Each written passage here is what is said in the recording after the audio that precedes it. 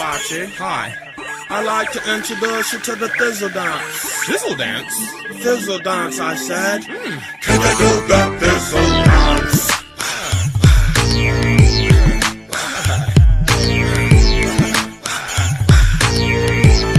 Can you do the Thizzle? What's up, you guys? I'm DJ Murph.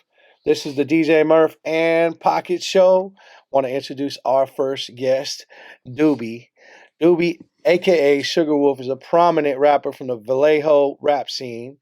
Also, he's known with his smooth flow, G-funk beats, and insightful lyrics, and often reflect his Bay Area roots. A close collaborator of the late Mac Dre, Dubee has released numerous solo albums and remains active in the scene, influencing young generation of rappers. What's up, Dubee? What's up? I like that intro. Right. Man, I mean, did we miss anything? Yeah, I mean, I'm a modest dude. I mean, you know, I like to hear that. That was thumbs up. Welcome Right. to the podcast, bro. It's happy to see you slide Y'all through. made me feel right at home. Yeah, You feel me? we knew the Henny would definitely make you feel at home. Yes, sir. We're gonna have to talk about that microwave Henny Yeah. a little later. We'll That's definitely right. get into microwave Henny Definitely. for sure. Cold For Heem is sure. out, Yeah, even on a hot day. yeah. All right, Brian. I know you got some questions. Brian's a huge Dubee fan. Okay. So Yeah. What's up? Appreciate that. yeah. Yeah, I Huge was just saying that my favorite Mac Dre song is off of Dubee's self-titled album, Sugawolf. It's the game I'm spitting, you know? Mhm. I often call somebody up and I might say, 5 Trey 5, 5 Trey 5. Tell them that You Mac Dre did it to me. I cracked up. I cracked up. Yeah, I just called him to see if he was on his way, and I'm all 5 Trey 5. You know, I'll always clown. But let's get right into it. Can you tell us where you grew up? I grew up in the Crest, born and raised, generations. You know, my parents is from the Crest, grandparents is from the Crest. You know, old school Vallejo roots. You know, out of Floyd Terrace, my grandparents moved from Floyd Terrace to the Crest. My mom and dad lived, you know, basically up the hill and down the hill from each other. You know, when they got together, they bought a house in the Crest. So I grew up with both grandmamas in the Crest, and my mama and daddy lived in the Crest. So I was just, you know, I played in the Crest. I got babysitted in the Crest. I went to all the schools that the Crest niggas went to. You know, it was really Crest shit or no shit. I didn't know nothing else. What schools did the Crest go to? Like what elementary, middle school? Well, What was that pattern? From the beginning, it was elementary. You would go to Loma Vista from my generation. Now, once I got to the third grade, going to the fourth grade, that's when it switched. But from the beginning, Loma Vista only was kindergarten to the third grade. Then you went to Elsa Wiedemann, which was like over the hill, you know, closer to College Park, right there in College Park, from the fourth grade to the sixth grade. And then in Vallejo, it's not no middle school. It's junior high. So from there, you went back over the hill, which was down the hill from Loma Vista to Solano Junior High, from the 7th to the 9th grade. You know, and all them schools was like 10-minute walking distance. So, you know, we was a tight-knit group. You walked to school with all the cutties at the time, you know what I'm saying, from you had your group.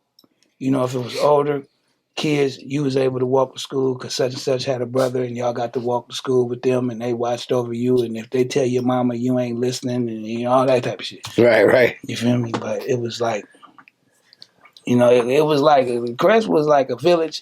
Back then it wasn't a lot of all the other neighborhoods that was built around the Crest, Cimarron, College Hills, North Point, all that shit, that wasn't built yet. It was just the Crest, College Park, Loafers, and then Rancho, as far as North Vallejo. You know what I mean? And the rest, they built that and filled in the gaps. Like College Hills was built, Cimarron was built between the Crest and Solano Junior High. Across Fairgrounds, College Hills was built between the Crest and College Park on this side of Whitney. Then came North Point, the houses on this side between the Crest and College Park. You know, they start filling in the gaps. Right. But back then it was like, you know, just like I said, the Crest, College Park, Loafers, and Rancho. So what was life like growing up? Like, what were you into? I was in all the shit. I was like a wilderness kid.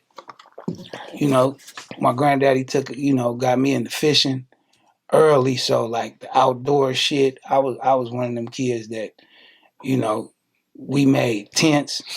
You know, before they built up them houses and shit, we would go pull the little sticks out the ground, have sword fights. You know, it was a lot of open like country land. Right.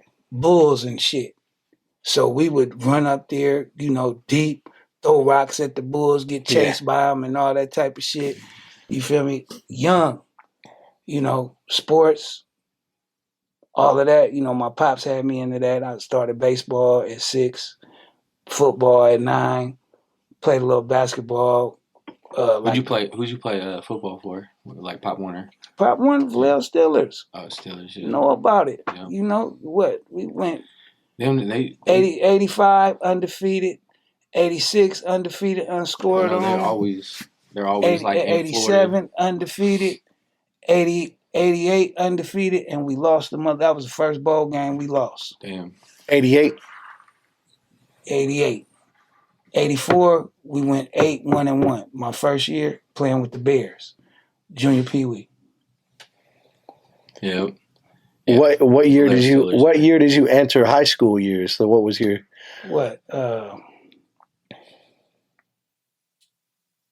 89? 89. I was like 9th grade. You know, because the 88 was my last Pop Warner year, and that was the 8th grade. So the 9th grade, the next year, I was still at the junior high, but that's when because you know I had to play. You in Vallejo, if you play high school sports from the junior high, you got to lead the school. You had PE 6th period, and you would get to lead the school after 5th period to go to the high school for practice. Yeah, that's crazy. So you can play high school. Yeah. Sorry, go again. No, he went to Hogan. Hogan always had their top football in. Not really. All the athletes really went to Vallejo. I grew up wanting to go to Vallejo. My daddy went to Vallejo and shit. I didn't really start wanting to go to Hogan until like funk kicked off at Hogan. And really, you know how Vallejo is divided. The freeway and Fairgrounds Drive would divide the city. Mm-hmm. Everything on one side of 80 freeway and Fairgrounds went to Hogan, and the other side went to Vallejo. So like, as far as North Vallejo, right? The Crest went to Hogan, College Park went to Vallejo. South Vallejo, right? South Vallejo went to Vallejo, Hillside went to Hogan. Central Vallejo. Millersville go to Vallejo, Bridgeside go to Hogan. And these is all neighborhoods that's this side of 80, that side of 80. This side of Fairgrounds, that side of Fairgrounds. You know, so that's how, back then they built a new high school, Bethel. But I was already... You're already done by then? Yeah. Crazy. I was asking because I was doing my research and I seen the football highlights and clippings and shit. That shit meant something in Vallejo. You know, sports was like, you know, being able to talk your shit. Yeah. You know, especially if like you was one of them dudes that name was ringing through Little League, Pop Warner, or whatever. When you got to high school, it was like, okay, how long your name gonna keep ringing? Okay, these dudes was the shit at that level. Same as like Pop Warner. Okay, if you was the baddest running back in junior Pee Wee, when you went up to Pee Wee, was you even still the running back, and was you still, you know, your name still known? That's so true. Yeah. You know what I mean? Yeah. That's crazy. Crazy. And then City College. You played football at City College. Yeah, that was after Hogan. Yeah. Yeah, I played at Laney, so I took an interest to that. Ooh, yeah. My second year at City, we played Laney for the ring. Oh yeah, what year was that? That was 93. That was or 92. Nope. I want to say 95. Okay, 95. Because I graduated in 90. Yeah, you guys beat Laney, right, for that? Yeah. Yeah. And we lost to what the fuck name was them motherfuckers from San Diego? Palomar. Oh yeah, they beat you. Yeah. Them niggas was wow. A team full of bloods. Bloods banging on the field. From the Bay? No. Where were they from? San Diego. San Diego. Oh, San Diego. Yeah, not south. Straight up. And their team was red too. Banging hard in the motherfucker. And that City, you know, we had players that wasn't even from the Bay and shit. You know, our quarterback at that time, my first year, he was from Texas. Starting running back that I ran behind my first year, Damon Carter. That's who broke O.J. Simpson record. A lot of people be like, Dubee broke O.J. Simpson record. I broke Damon Carter record. Damon Carter broke O.J. Simpson record the first year I was there.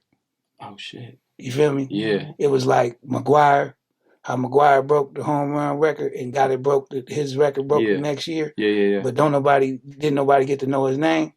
You feel me? Yeah. Damon Carter broke O.J. Simpson record. Then I broke, Damon Carter record.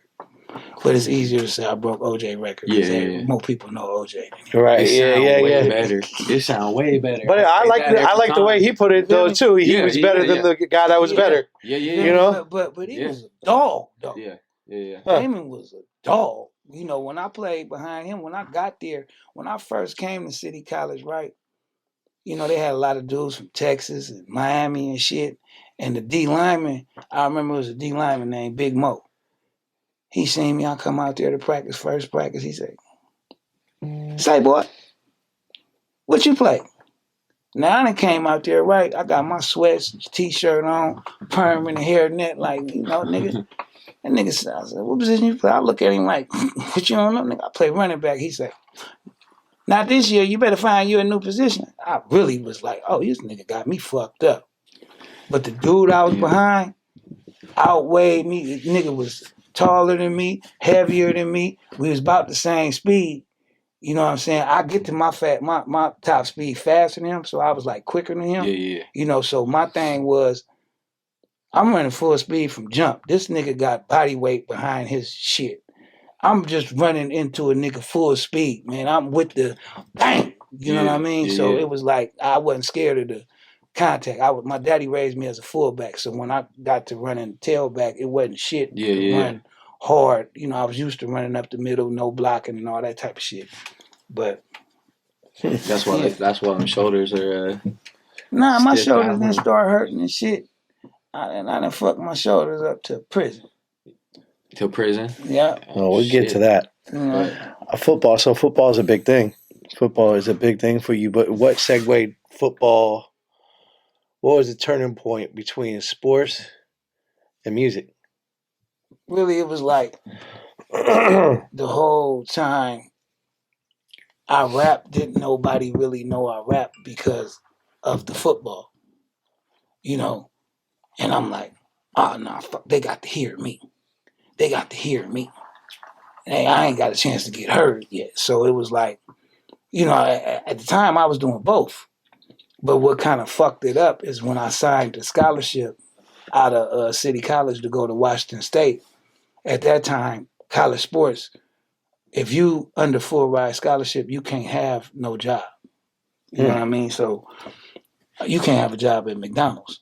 So the fact that I had signed with Young Black Brother Records and signed for advance, when I got there, Coach Price was like, yeah, so we heard you signed the rap contract and this, that, and the third. And made you ineligible. No, it didn't make me ineligible. What it made it was your scholarship is going to be missing what you got paid.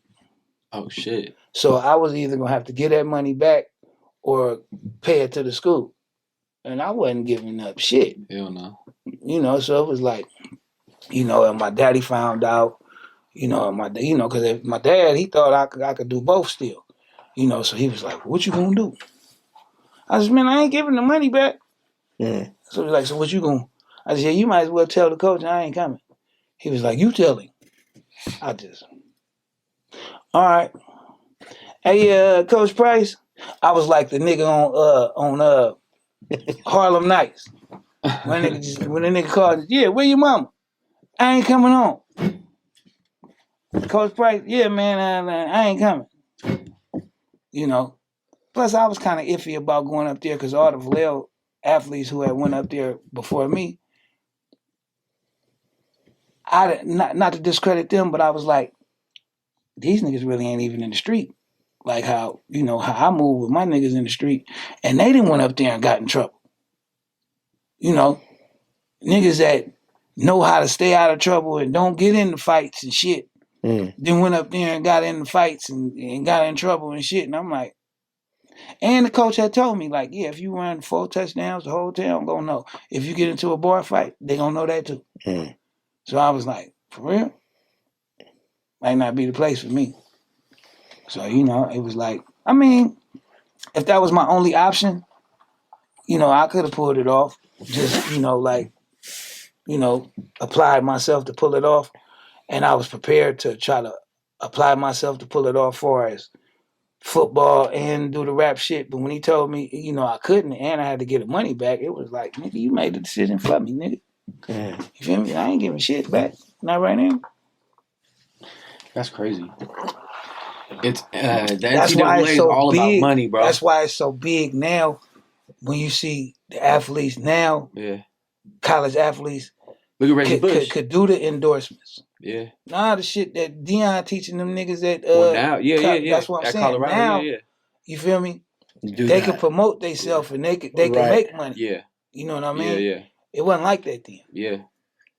That's what I was gonna say. Even with Reggie Bush, he got in trouble with that at USC. He took an advancement and got fucked. And then no, what it was that happened. Period. But that be under the table.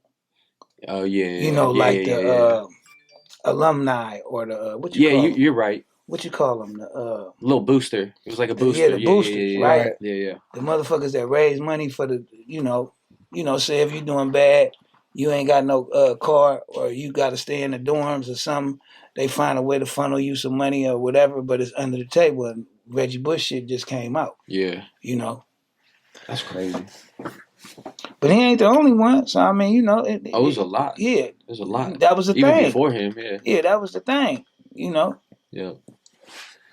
Always. I was gonna say NCAA, bro, is all about money. Like they generate so much money, bro, and it doesn't go to any of like the players. Just like the pros, they generate just as much money as far as like merch and like concessions and all that type of shit. And I'm curious. A question that came to my mind just now is like, do you mind sharing how much that dollar amount was at the time? What, the advance? The advance. It was $40,000 up front. Right. Without I ain't rapped nothing. Right. You feel me? And that was just the upfront, not the rest when you turn the album in and all of this shit. You know what I mean? But that's what I had took. So it was like I took the 40, feeling like, and I'm finna get this other part when I do the album and shit, and what I'm gonna make off the album. Man, I'm not getting. And at that time, you know what I'm saying? There was some promise in it, right? We sell dope around here. You feel me? So it was like, man, that shit. My niggas getting shot at and shit. Man, we need guns. So it was a move that wasn't just strictly for me. Yeah. Because, like I said, as far as the Crest, the niggas that I grew up with, as far as my crew of niggas, the 5 niggas, the basis of them niggas, we done been together. We just started calling ourselves a crew at like 15, but these the same niggas that we didn't play Little League, Pop Warner, went to school from elementary, walked to school together, all the shit together. Your parents, you know how like some parents be like, oh no, you ain't in no gang when they decided to call it a gang. We didn't look at it as a gang. These same niggas that been, mama, can Murph spend the night? Right. Oh yeah, Murph. And my mama know your mama and daddy and all the shit, so it was like, they're the real homeboys. Yeah, these my niggas. So, it was moves that they had made for me when I had to go to practice, You know, some of my niggas that was selling dope that didn't play no football, none of that shit, none of that. You know, it was gonna keep me if I wanted to smoke weed, whatever the fuck, you know, whatever they could help with, you know. And Mac Marla attest to it too. You know what I'm saying? It was the same thing. That crew was gonna look out, nigga. You rap, whatever you gonna do. If it was rap, if it was football, if it was whatever, you know, until you decide you want to pick up the dope sack. You know, we had other cutties and shit that was out there already. That was like, you know, shit. I had cool parents, but niggas in the crew that might didn't have parents that was gonna get them school clothes or whatever. Either a nigga was gonna give you something, or even if you had to borrow it or whatever, it was, you know, shit like any other crew. Right. If you really fuck with them niggas, it was like that. But these was like day one, so it was like, you know, I felt like, man, I ain't finna run off and leave my niggas. Even though, you know, now being older, I might could have went off and got a bag like that and brought it back. You feel me? But at that point, that's what I thought I was doing. Man, this is all interesting stuff. So let's talk about Romper Room. As you know, it's all common knowledge now. We've heard off of Mac Dre's albums, Romper Room, what they were known for, The you know, in the streets, or the alleged things that went on with Romper Room. That was always intriguing to me to know a little bit more of an inside. What year did that happen in? Man, I graduated in 2000, so I'm And younger Dre, than. And Dre now went to jail. I think it was 91. But that shit was happening. That was just when they went to jail. And they wasn't the first niggas in the hood to start robbing banks. They got turned on to the shit. Oh, shit. Right. You know what I mean? Shit. First nigga I really knew about it was Cabby. You know? But for a time, you really didn't, you know, you wasn't in niggas' business. You know, it's a Crest shit. Niggas is out. Niggas is selling dope. Nigga, it's them dice games. It's money out. You ain't in the nigga business. You know, everybody sell dope, nigga. So you thinking that some of these niggas, nigga, that nigga booming.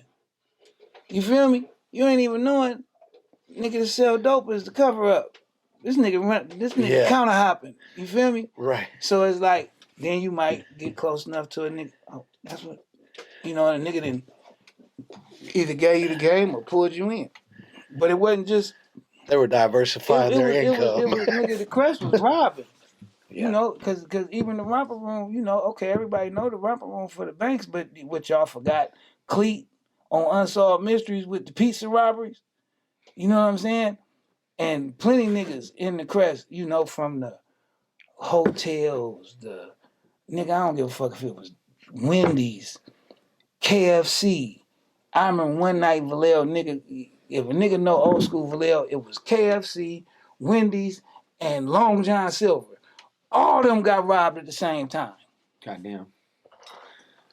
You feel me? What time was it? I'm playing. Round closing time.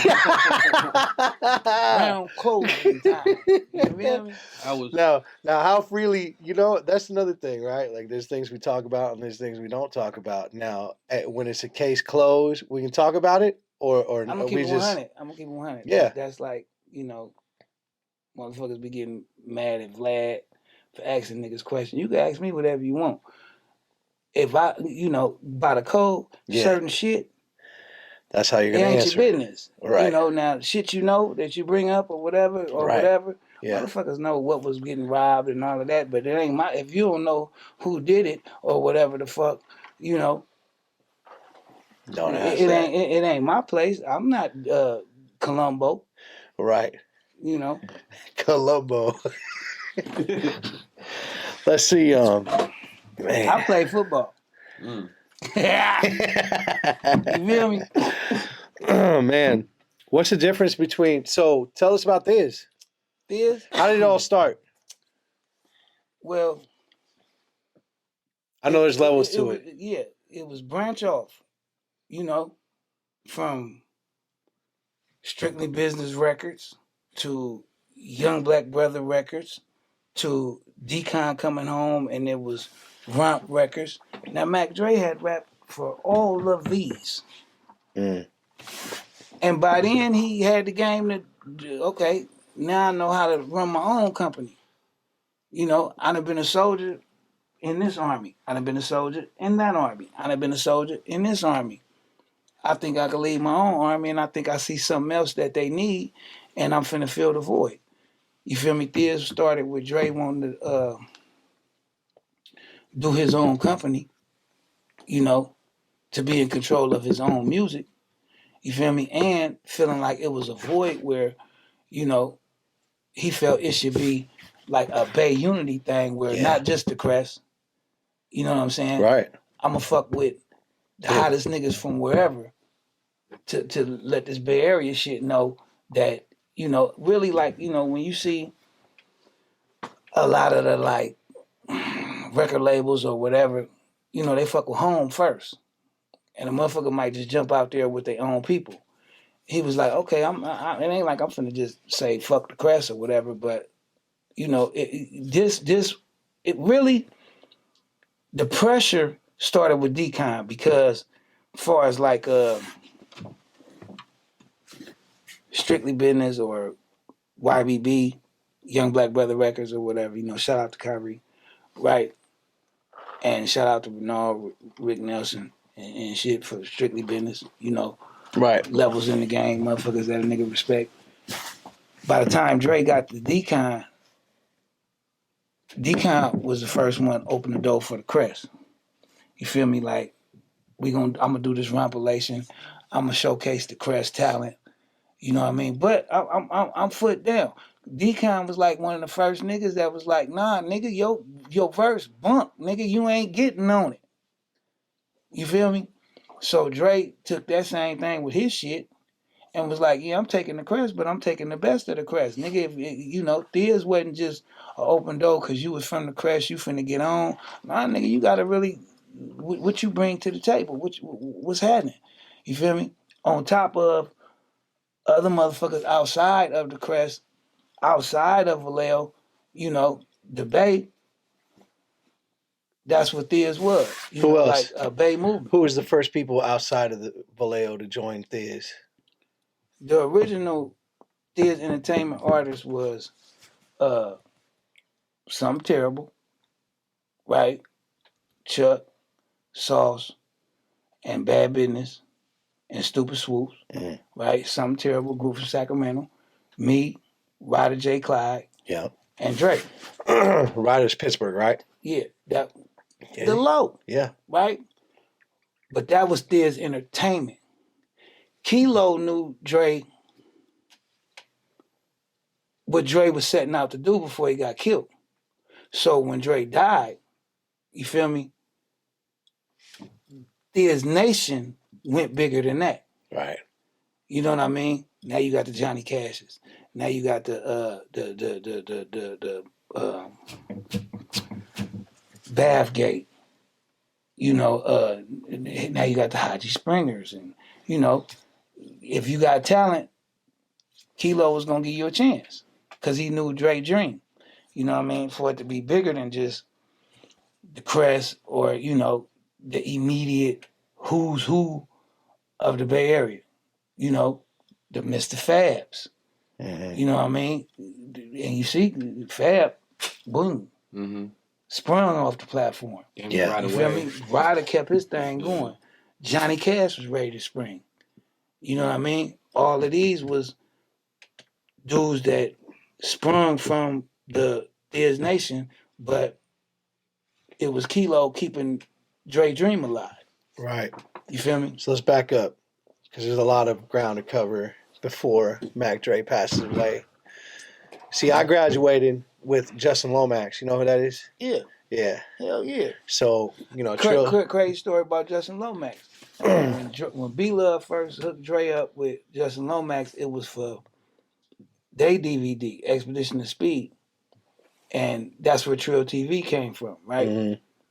So it was do a segment on our DVD, and that turned into, well, shit, y'all shoot me a DVD, right? So in the beginning, when Justin used to be around, I used to be like, man, who the fuck is this white boy with this goddamn camera? Nigga, who is this nigga, man?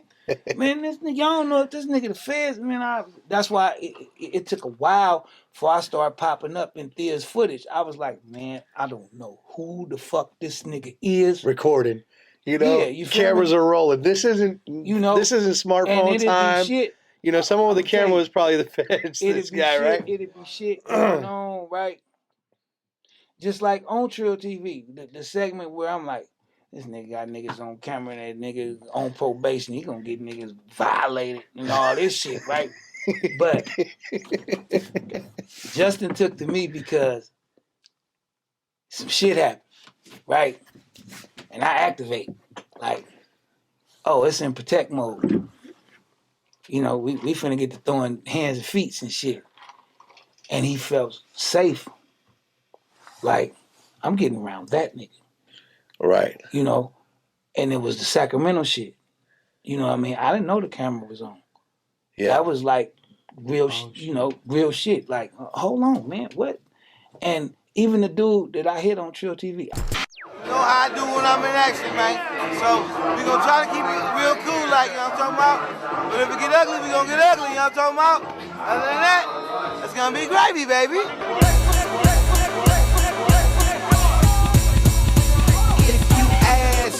Your boy might tell you that I'm all thugged out, posted at the drug house. I won't put the steps in my sex so loud. I didn't know him. He didn't do nothing to me or nothing. But he grabbed, I forgot who the fuck it was. And the nigga might not even been with us. He grabbed the nigga like by his legs, stood up with him and threw him. And flexing just, don't nobody want to see me. Don't nobody want to see me. Don't nobody want to see me, and look me dead in my face and just, that last don't nobody want to see me was him looking me dead in my face. And I'm like, you know, everybody don't panic when they run. Yeah. I panic. Oh no, nigga, I just seen what you did to that nigga, and you talking about don't nobody, you not coming over here on me, and I got off. You feel me? You took him to the football field? Nah, I took him to the battlefield before King's Market and shit was built. Nigga, that was called, before, like I told you, I grew up in the Crest before all that shit was built. Walking home from school, nigga, it'd be a fight that started at the school. You know how niggas in the class and just point at the clock. Nigga, that meant, nigga, me and you got to fight, nigga, at 3 o'clock when school over. Right? Nigga be walking home from school, nigga, this nigga, he finna fight that nigga. Him and his niggas walking on that side of the street. You and your niggas walking on this side of the street. When y'all get to the battlefield going in the Crest, that's why I was called the battlefield. Boop, bop, bop, bop, bop. It turned into the battlefield. It wasn't the football field, it was the battlefield. You took him to King's Market, you said? Pre-King's Market. You feel me? King's Market was built. What's up under? What's up, nigga? The dirt that was up under that shit. King's Market. This is where you gotta edit in King's Market. Boom. He's a boom. You know what I mean? And we might have to edit in homeboy just get knocked out right on the battlefield. You know, I panicked. I felt, and the best thing for me to do is get off. Right. You know, and the fucked up thing about it is before that it's shit, that fight or flight. But before it even jumped, right, we came in 2 different groups. And it was me, Kilo, and the group we was with. And we waited outside because I'm not saying this nigga name. But the other nigga left from Cutthroat Committee that I don't fuck with, we was waiting on him and the rest of the niggas with him.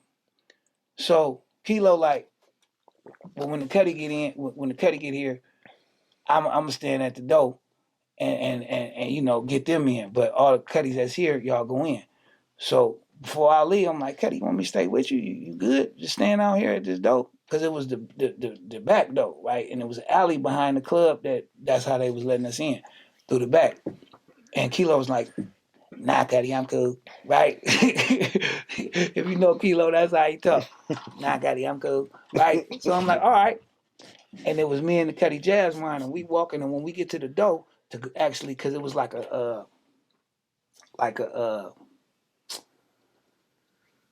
what you call it, like a patio area behind the shit. And when you come into the patio area, and then you go into the club. It was in old Sacramento. So when we get into the door to actually go into the club, two bitches come out and they like, you don't want to go in there. They fighting. I'm like, bitch, my niggas in there. Watch out. What the fuck you mean we don't want to go in there? As soon as we go in there, it's up. You know?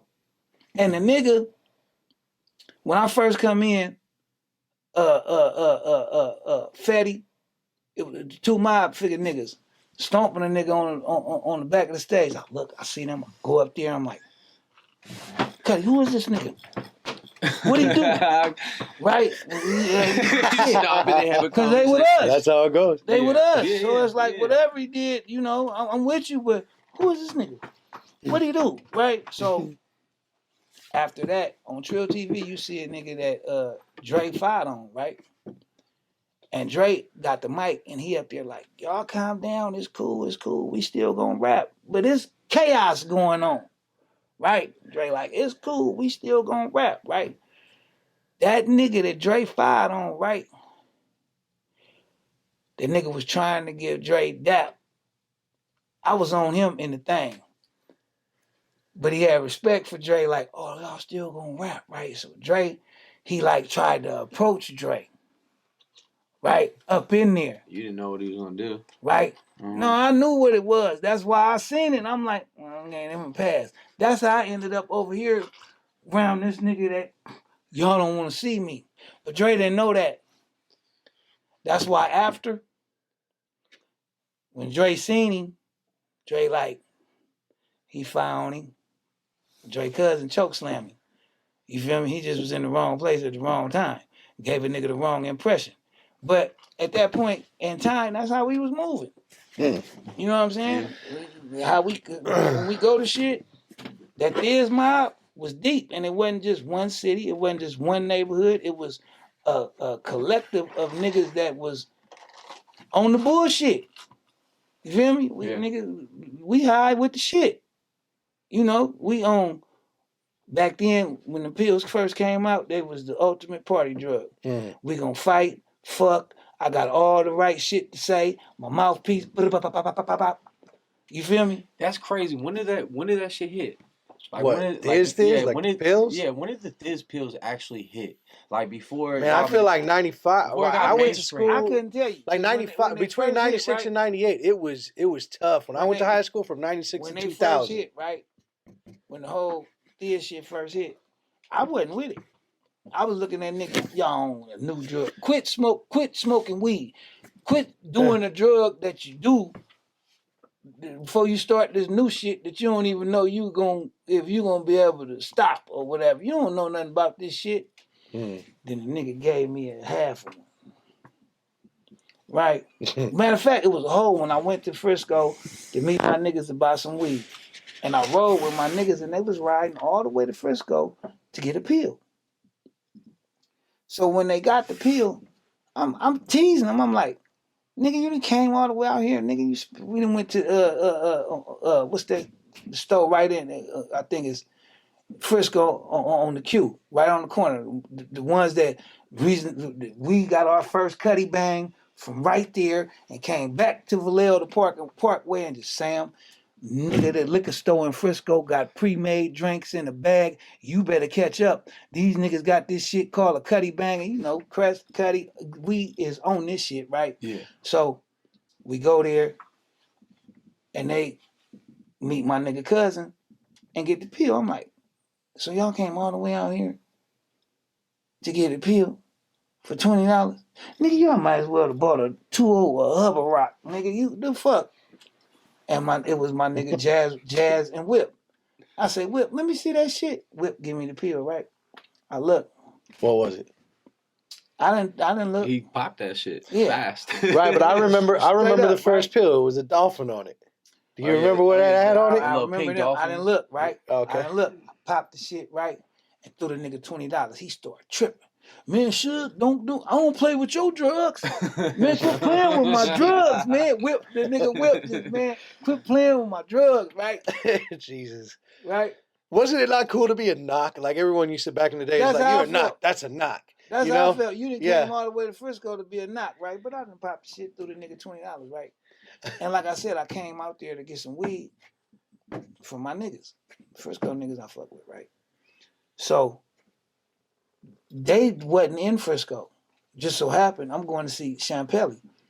Pelly is throwing a rave with Booby from Harbor at a Oakland Home Depot. So first they say Trace and Franzen. Home Depot.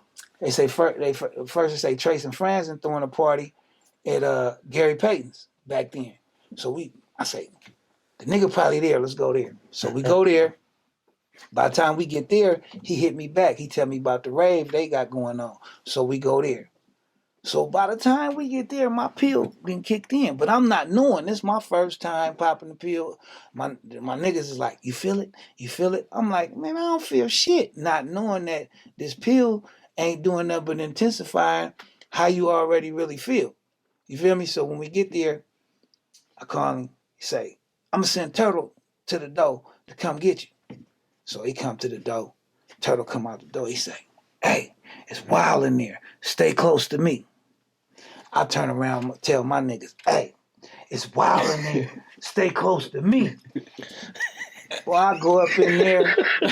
I didn't really know the effects of this till I replayed my night after. Man, I go up in there, draw lot. I'm bumping niggas, and when I bump a nigga, okay. Right? I'm tripping. For nothing. Right?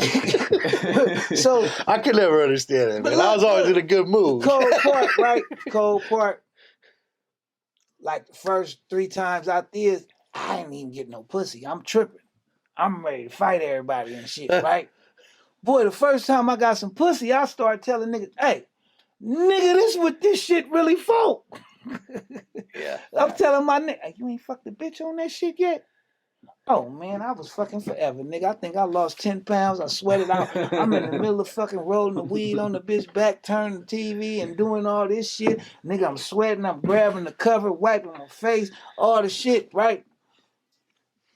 I don't know what year it was that the shit first started because I wasn't with the first wave. But boy, when I got with it, I was with it. When I think of after Mac Dre passing, well, let's talk about that. Tell me about the moment where Mac Dre left and didn't come back. It took a while to resonate, like, you know, for years. You know, it'd be experiences that a nigga go through where a motherfucker be like, man, if the Cuddy was here. Man, if Dre was here. Man, if the Cuddy was here. You know, so it was like, and then I took disrespect in some of the shit because I felt like, you know, the void of the Cuddy being gone, other motherfuckers would try to jump in like, oh, this is a car with no driver. Let me take the wheel or whatever, you know. And, you know, that's why some shit, like, a lot of shit, like, I backed away from because it was like, you know, some shit ain't for everybody. You know, how I feel, it wasn't for me to dictate or influence other motherfuckers to feel like how I felt. I felt how I felt for a reason. You know, this was my partner that I was close to, this close. Other motherfuckers might not have been that close, or if you felt like that, nigga, you entitled to feel like that.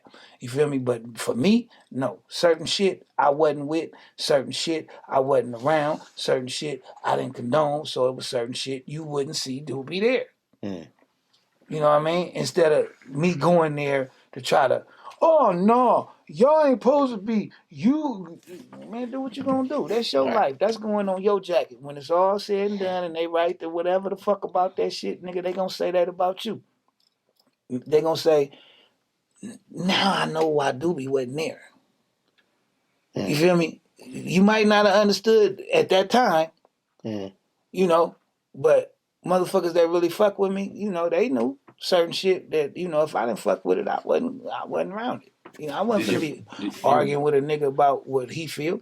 Did your pops push that moral compass on you? Because obviously everybody. My pops, right? Because he was an athlete. Obviously, he pushed sports on you. So my pops, and he really didn't push it. You know, he just put it there to see how I was gonna take to it. But my mama, you know, my daddy a cool cat. You feel me? But my mama is the, you know, far as that Crest shit, my mama a Jackson. My mama a Jackson blood. Wild out. You know, her brothers, my uncles and shit, they move different. You know, now my daddy is a thinker. You feel me? So he taught me how to control the wild out that come from my mama, far as like, hold on, no, take an extra second to think. Is that what you want to do? Because once you do whatever the fuck you gonna do, is you cool with jumping out there and gotta take something back or apologize for something? And I'm a Scorpio. I'm not with all the apologizing. If once I go, I go. So my dad helped me to, if you're gonna be like that, make sure. If it's go, then it's go. You know, but understand what come with go. You know, if you're in a position where you're gonna take a penitentiary chance, do you know prison come with this? Okay, if you know that, do what you gonna do. Cause when it come to that, nigga, don't call here crying. Go sit your ass down. Me and your mama be up there to see you and whatever the fuck, nigga, don't come here crying. And don't have your mama talking that shit to your mama where I gotta hear your mama, my baby, or whatever. Nah, nigga. That was the enforcer in him. You know, he'll check her shit, she gonna check go right now. He gonna check, all right, you done went. Oh, no, you can't take it back. You gotta walk that. Don't call me about no, but daddy, the penitentiary like this or whatever. Man, you know, you made that bed, nigga, laying from when he told me, well, you call the goddamn coach. From that point on, it was okay. You made this choice. You made this bed. Yeah. Get you a motherfucking comforter, electric blanket, fluffy pillow, or whatever the fuck you need, because this the bed you made, and you gonna lay in it. I don't want to hear no, but daddy, but you don't understand. Nah, I do understand. I understood then, nigga, when I told you. You chose this, ride it out. Yeah. You feel me? Yeah. So, you know. So, let me ask you this. Mac Dre flies to Kansas City. What happens? Mac Dre fly to Kansas City. We do the show that Dre is supposed to be there for. You were there. I was there. Who went out there with, who was the like trip out there with? You went out there with him and who? I went out there by myself. Right. At the time, I was out there for a different reason. And, you know, I was on my D-boy shit. So, at the time, I'm like, nigga, I done found something paying better than rap. Nigga, I done hit a gold mine, nigga. I done been in Kansas City before this trip. I'm frequent in Kansas City before this trip. I was going to say, there was a connection before even rap between the Crest and Kansas City. But it started with rap. Okay. You feel me? Yeah. It started with rap. I think the first time Kansas City linked with the Crest was through Coolio. Coolio is the shit. Boy, you can't fuck with this. Come on through in your 7 Deuce Cutlasses. So you went to Kansas City. There was a show with Dre. Let's rewind like you were just telling the story. So the Cuddies left, I think, on like a Wednesday, right? For a Friday show, right? So my shit ain't in order of what I'm trying to put together to go out there yet. So by the time my shit in order, I pay for my own plane ticket. I fly out there on Thursday, right? When I get there, I call Miami. Well, what room y'all at? Cool. I call, get me a cab, pay for a cab, go there, pay for my own room, first night. Nigga, when Friday morning come, I'm looking for who is the promoter so he could give me my money back. Because I done paid for my own plane ticket, my own room for the first night, and this cab money, right? So, boom. We go to the rooms that they in that night. Friday morning, we go into the rooms for Friday night for the actual show. He booked us into them rooms, and it wasn't enough rooms, but it was another hotel, I think the Hilton. We was in the Hilton, and it was the Hamilton or something. So half of us was in this room, in this hotel, and the other half was over here. It wasn't nothing but across the street. So we go to the show. The driver that they got for us get us there late or whatever. Whatever it is, we get there late. So everybody who was supposed to perform as far as the lineup, right? When we got there, they had to skip straight to Mac Dre. So I didn't even perform. So by rights, if had not I had been out there for what I was out there on, I'd have been like, nah, nigga, this is not my fault that I was late. I need my money for being here to rap. But what I was on, I didn't give a fuck about that. Y'all can worry about that. Because, nigga, my pack, the nigga that's driving my pack gonna be here Saturday. So Saturday morning, I woke up on some whole different shit. You feel me? I know when I'm finna bust it. I'm not even going back home when y'all go home. But based on whatever was going on for the show Friday night, Saturday morning, is put in the air that now, because of whatever happened there, Dre is gonna perform at this other shit, another show, Sunday. Cuddy's finna go to the radio station to promote, to let a motherfucker know that he's still there. So when the next show come, man, this nigga ain't even paid me no money for the first show. So what the fuck I give a fuck about going to the second one for? I know what I'm finna do on this. So I wasn't in the van to go to the second show. I didn't go. You feel me? So Dre like, Cuddy. Cause the niggas, I fuck with Kansas City. Nigga, when I get there, niggas, dude, we know how you move here, nigga, here. Cause I'm like, nigga, I'm riding in the car with you niggas, nigga. It's two niggas, y'all got 4 guns. Nigga, I'm not riding with no niggas with 4 guns with nothing.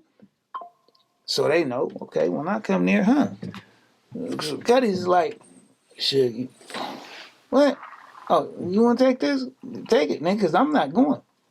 I'm trying to get this. I'm trying to put my moves in play. I'm not on rapper time no more now.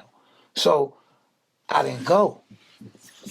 So I see the Cuddy, and they getting dressed, and I stayed in my pajamas to make sure a nigga couldn't talk me into, they talk me into going at the last minute or nothing. Dre just, shook, man, why you ain't going? I said, you really want to know why I ain't going? Come down here. I take him in my room, I pull the bed up. The box spring. That's why I ain't going. Big bag. Nigga, I'm finna get at least 60 plus off of that. All this 1,500 to 5 G's, the rap shit tonight, whatever the fuck, whatever.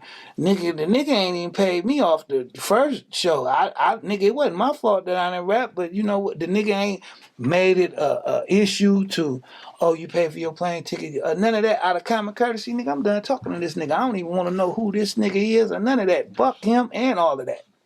Right? So I didn't go. I seen him. Cuddy's left. Boom. I'm in my room. Miami come back. He come in my room. Right? Lil May, I know you got some weed. Right? Of course I got some weed. Nigga, I done had the nigga dry the weed with the pack. So I'm thinking off the top, if Miami back, Dre back, I'm not knowing. See, after the first show, when it came to the second show, now it's another set of rooms that the nigga done bought that's closer to the next venue. The niggas I fuck with in Kansas City that I'm doing my thing with, they know I'm at this room. Now I'm paying for my own room to stay here. I'm not moving. The cutties that know what I got, that can pay for their own room, they stayed there.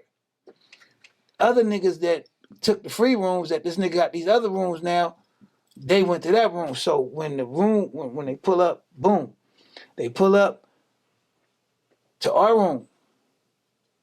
Dre is still at this room. Dre stayed in that van because the nigga going to drop the other cutties off at the other room and he wanted to go get something to eat. Had he got out, he wouldn't have been there. He rode to go get something to eat. I'm not knowing none of this at this time. I'm thinking in my head since Miami back to Cuddy back. I ain't thinking that. I'm thinking Dre in his room. So he came back from the show. There was a show. They came back from the show. They went back to and the they come hotel. back early. When Miami come back, I'm like, nigga, y'all back already? So all the shit about Dre walked in and, nigga, you supposed to pay me this for that. I know what a crowd, if a nigga tell me he finna pay me $1,500 or whatever. Right. Just for whatever. Easy, whatever. Right? And I know it's $20 at the door. I know when I get in here how to look at, nigga, this is not that amount of people at $20 a head or whatever the fuck, just for easy math, that's gonna add up to $1,500. I'm gone. Right? So if that's what happened, that explains why the Cuddies was back early. I'm at the room, I'm not knowing why they back early. Whatever they back early, I'm taking it for granted that if Miami back, Dre back. I'm not knowing that Dre stayed in the van and rode with them to get something to eat to take the other Cuddies, Ryder, J-Hype, a few other niggas to the other room. Right? So that's why when they had left that room, which was by the freeway, shortly got on the freeway, the car that shot the van up got on the goddamn freeway entrance with them. Just based on how far from the entrance, the entrance to the freeway and where that van crashed. Had to have followed them. You feel what I'm saying? Yeah.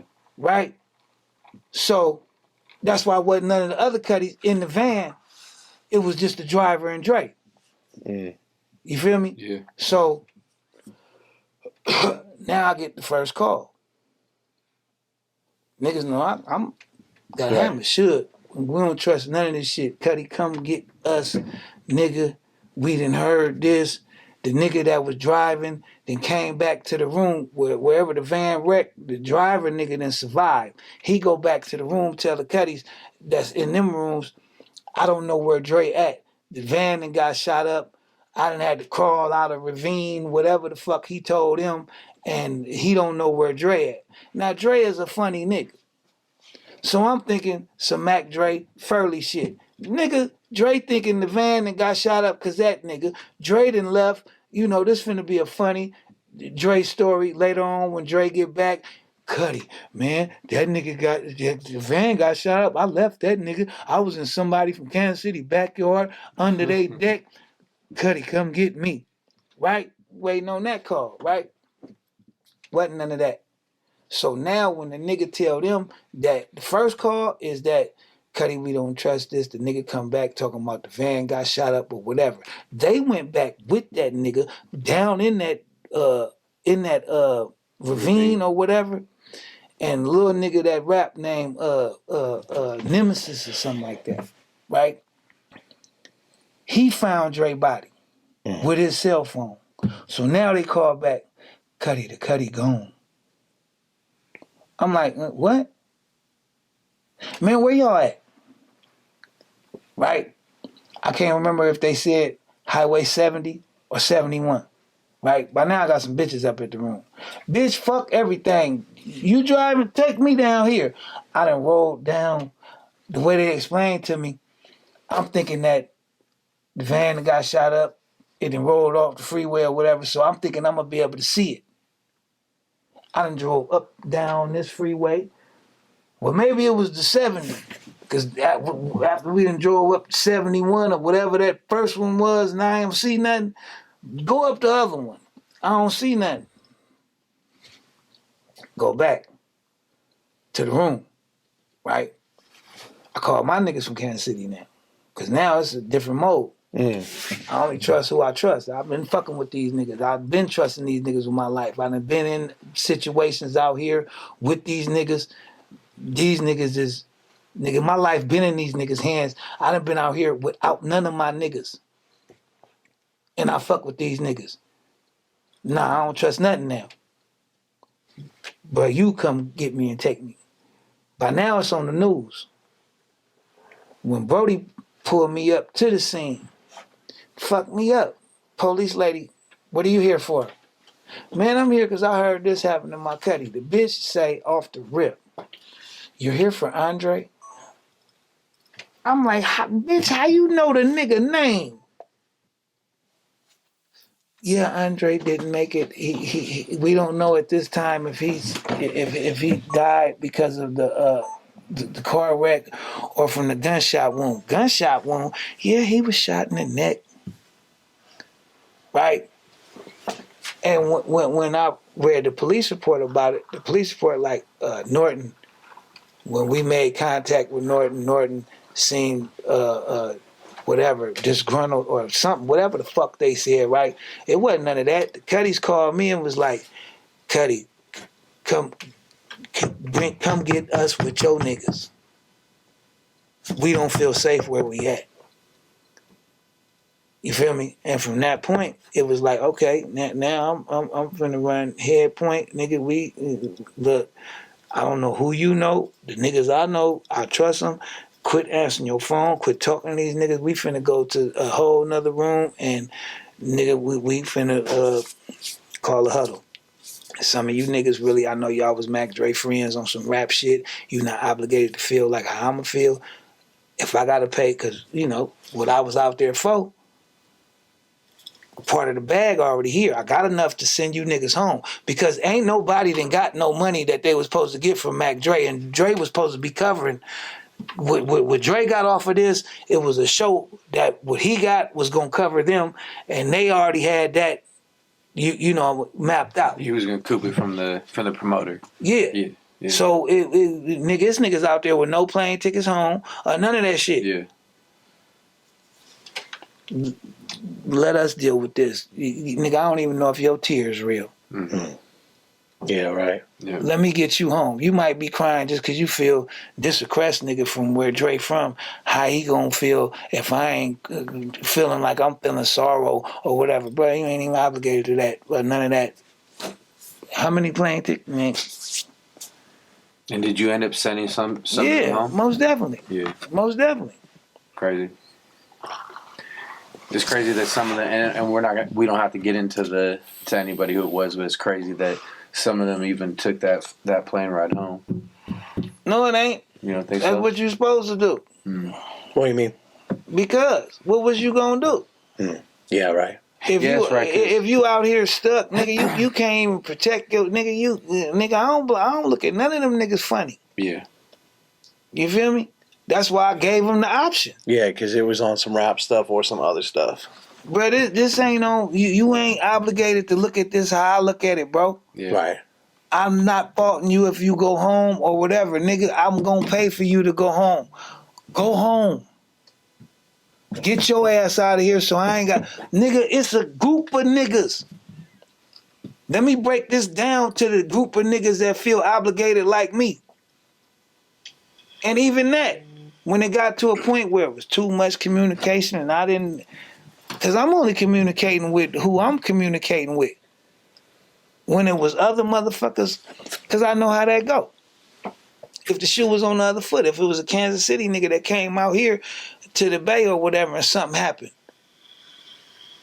it's still Bay business. You gonna go against your own soil? Oh, this who done it.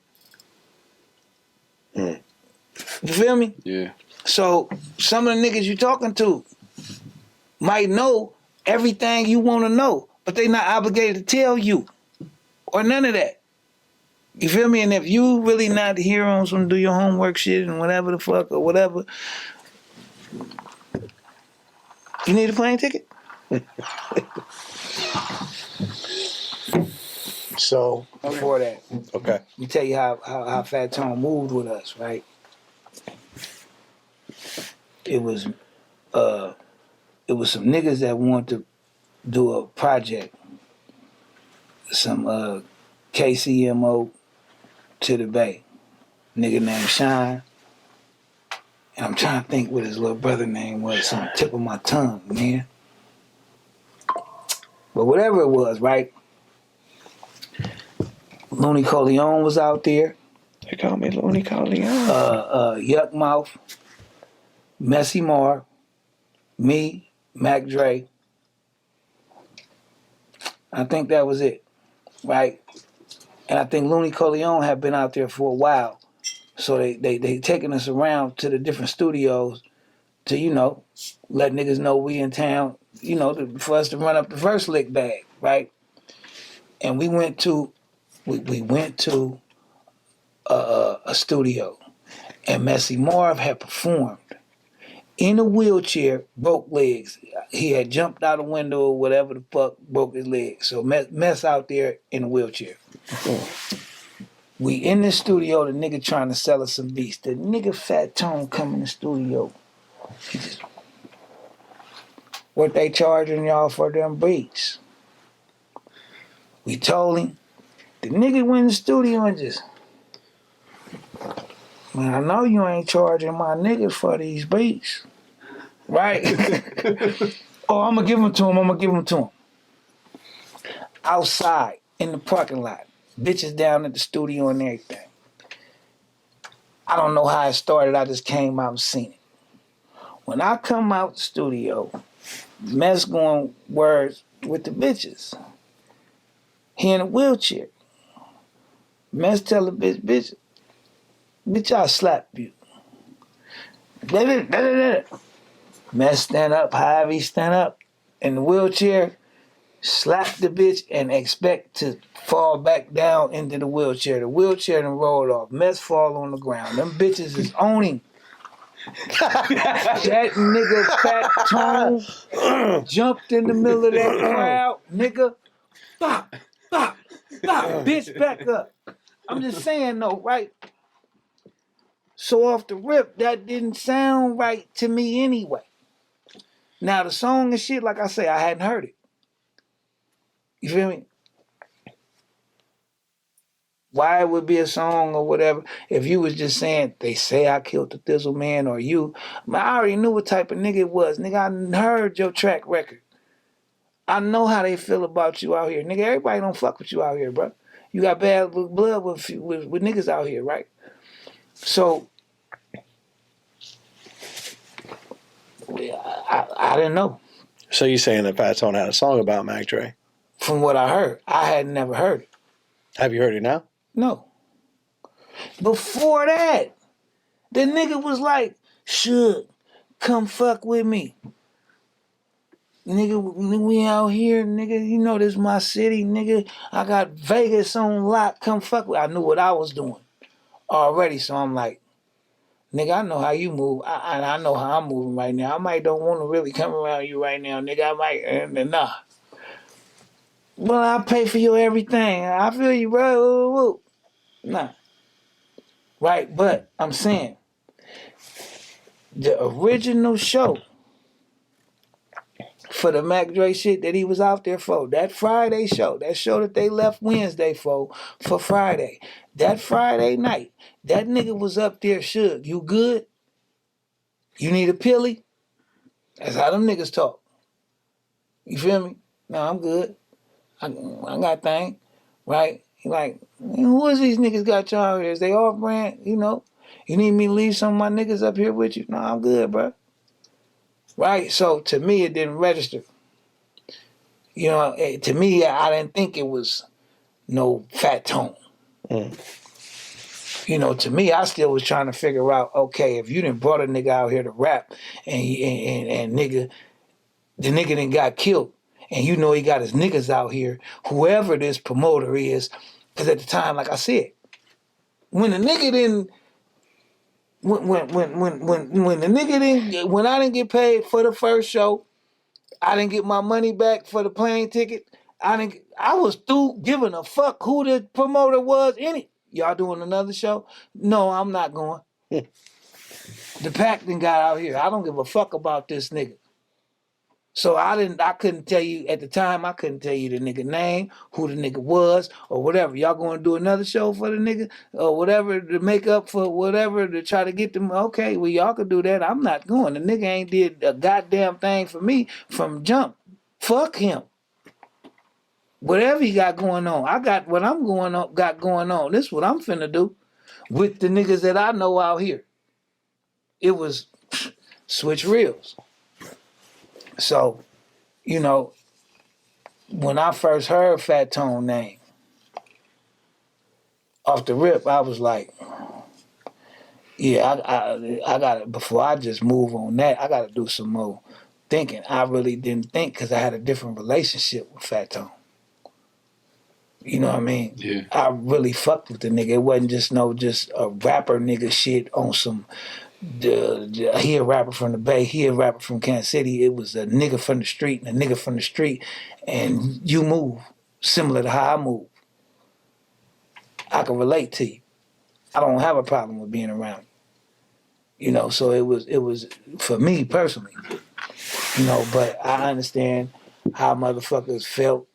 You know, because like I said, I never heard no song, but if it was a song, you know, like the Diggs song when he said, "Nigga." The nigga got at him like, nigga, your name in the street. Yeah, if you got a song, yeah, your name definitely in the street. You need to holler at somebody. You feel me? But it wasn't like the nigga he didn't holler at me about his name being in the street because the nigga, I hadn't heard no song. Else I'd have been like, bro, what's up with this? Mm. You know, because I had a relationship where I could have got at him about that. So obviously that relationship didn't move any forward because did you ever have an opportunity to ask him about this song, alleged song that's going on? None of that. Nigga, soon after that, he got stamped. Mm. You know? Mm. Yeah. And at that point, it was like, okay, well, from what I'm hearing, because at that point, I done heard from people about a song. But I couldn't, you know how some people interpret lyrics or whatever different than other people. So I still, to this day, have never heard the song because at this point, it don't matter. Right. Because he's gone. Yeah. Right. You know, it ain't like I could hear the song and be like, no, because he could have meant it like this. Yeah. Nigga, however he meant it, nigga. Mm. It is what it is. It was what it was. What happened, then happened. You can't take it back. You know? But I fucked with the nigga, though. Mac Dre's big Bay Area. And who called Mac Dre's mom to tell her what happened out there? I couldn't tell you. No. Because it wasn't me. You know? It wasn't me. My mind frame wasn't even to that point yet. You Still know? on go. It was... Family I know business. Maul stayed, and it was like Maul first time out in Kansas City, and Maul was like, Suge, you fuck around out here. Nigga, I'm with you. So Maul didn't come home till I came home, and you know the time we was on survival mode. We were worried about home when we got home, and by the time I got home, I forgot what was going on in the Crest, but a young nigga got killed that night, so it fucked up everything, Mike Banks. Mm. You know what I mean? So it was like, God damn. Mm. You know, but by the time I got home, Dre mama had already knew. So I couldn't tell you, I don't know who, you know, gave her the word. Did you feel resolved when you came back? Hell no. You said a couple years after you still were kind of Yeah. It still was. Yeah, because even with Fat Tone being dead, in my heart, I felt like It wasn't that. Yeah. the killer's still out there, bro. Yeah. So I know I didn't feel resolved at that point. There's a lot of people saying in some of these documentaries that it wasn't Fat Tone and that the person that did it is gone. Which leads me to believe that it wasn't Fat Tone and there was somebody else But you know That's how gone. behind it, right? come You on, know? come on, bro. You know how that shit go. Yeah, It's just a game Niggas of throw telephone. rocks and hide their hands. yeah. Niggas call shots and make moves. The actual niggas who did it might be gone, but the motherfucker who called the shot, you know. Yeah. That's crazy. So after all that, there was a huge Outpour.